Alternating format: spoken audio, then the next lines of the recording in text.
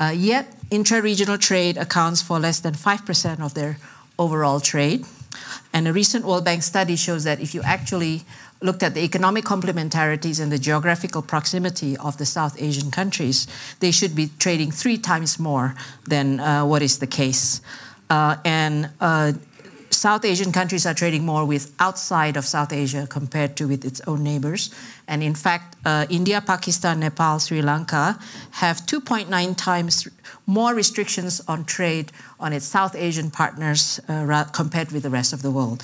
So these are just some of the numbers that show you that even though you have a SAFTA, is that called? South Asia Free Trade Area, where there has been a program of tariff reduction. Barriers still exist, including physical barriers of connectivity.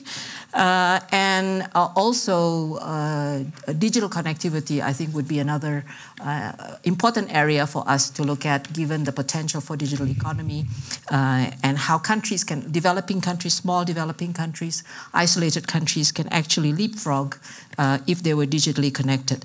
So these are some of the main themes that we want to address in this session. We have 4 very excellent speakers representing different parts of the region, as well as somebody from the private sector. The first panelist is His Excellency Abdullah Abdullah, Chief Executive of the Islamic Republic of Afghanistan, who was also the CEO in 2014 and 2018, and he has had a long career in government, including being the Minister of Foreign Affairs.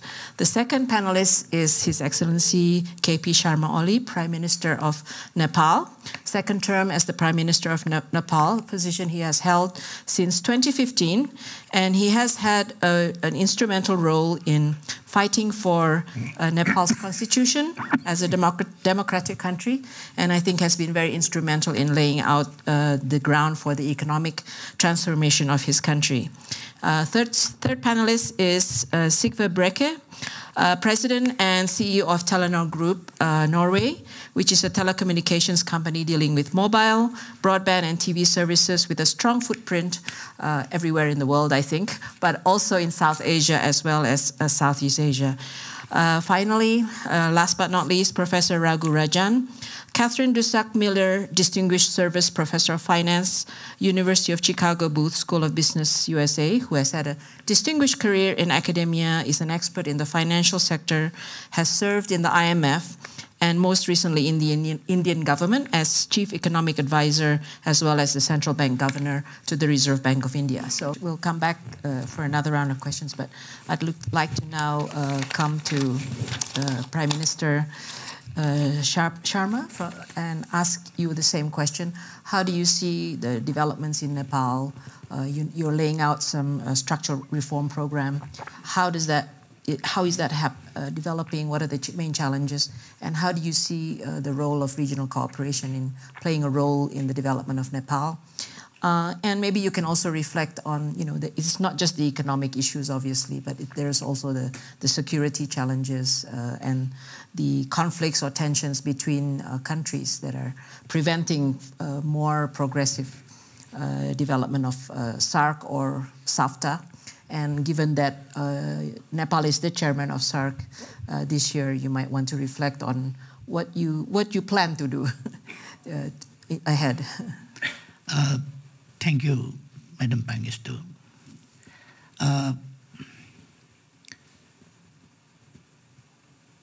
Nepal has just entered into a new phase, new stage. Nepal is developing and changing very fastly,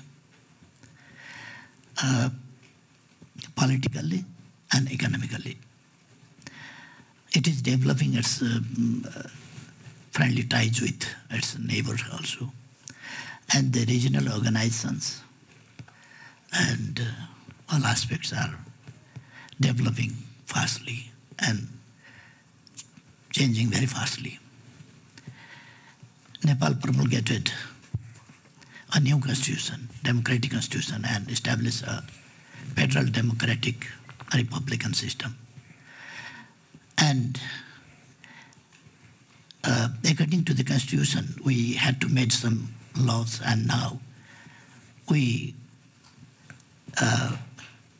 completed about the structural changes according to the Constitution to implement the Constitution accurately. And now we are focusing our entire endeavors and efforts to the economic development for good governance and economic development. Our motto is prosperous Nepal, happy Nepali. And to materialize that national desire, we are concentrating ourselves. And we are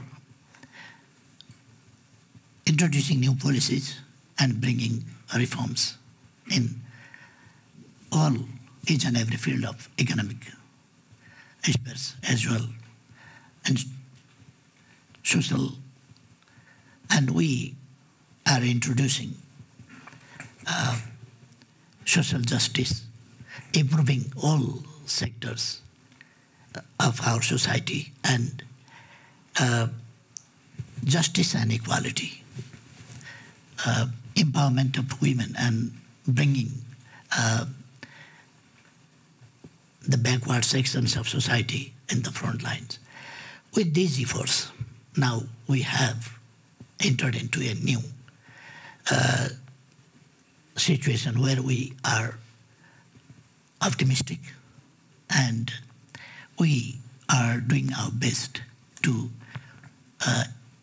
expand our role and increase our role in the regional and international affairs also. And on the question of regional cooperation and regional development, South Asia, as you mentioned, that is a country of, is a region of learned people with great civilization. And we have genetic memories of our learned ancestors. And we have very excellent diversity from the top of the world, Mount Everest, to the Bay of Bengal and Indian Ocean. And this diversity, within this diversity we have very fertile land and young population mostly. And that demographic dividend, being based on these factors, we can develop. And now we have to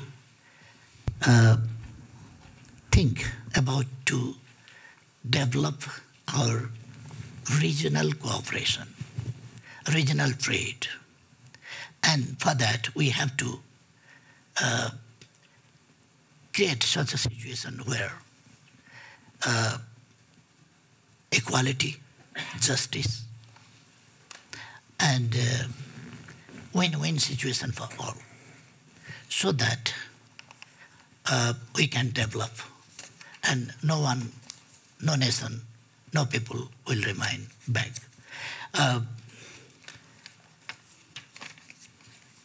We are trying to invite investment and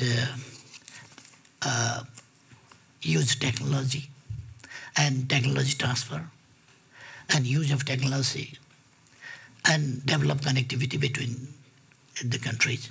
As well as we are trying to develop our trade and relationship with other ASEAN countries also. Like we are just a few months before last year, we organized 4th summit of BIMSTEC in Kathmandu, and we handed over the chairmanship of BIMSTEC to Sri Lanka. And that it means we are connected not only with SAARC, but we are connected with Thailand and Myanmar, like countries from where we can connect our trade and other connectivities. And for this, we have opened up ways and roads and land links and waterways we are going to open up. from India also, and use our resources. And in this way, we can develop our regional cooperation and trade. Thank you.